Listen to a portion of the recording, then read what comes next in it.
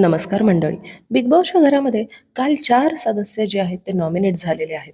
तर काल नॉमिनेशनचा टास्क होता आणि त्यामध्ये 4 नॉमिनेट झालेले सदस्यांची नावे आहेत प्राजक्ता, रोशन, राकेश आणि राखी सावंत. तर मित्रांनो, ओपनिंग वोटिंग ट्रेंड्स काय सांगतायत ते पाहूया. तर 4 नंबरवर आहे प्राजक्ता, 3 राखी सावंत, 2 राकेश बापट आणि नंबर 1 वर आहेत रोशन.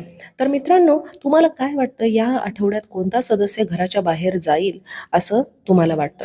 तर मित्रांनो, पहिली गोष्ट म्हणजे मला असं वाटतं की कदाचित रोशनला या आठवड्यात बाहेर काढतील. आता त्याचं कारण काय आहे?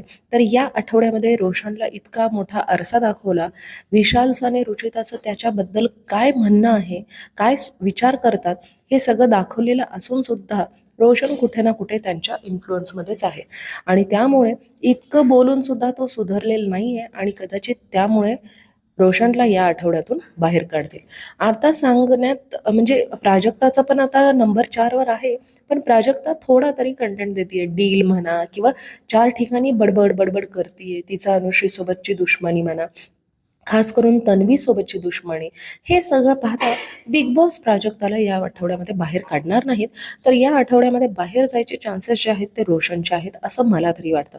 आता तुम्हाला काय वाटतं मित्रांनो, ते कमेंट बॉक्समध्ये प्लीज सांगा.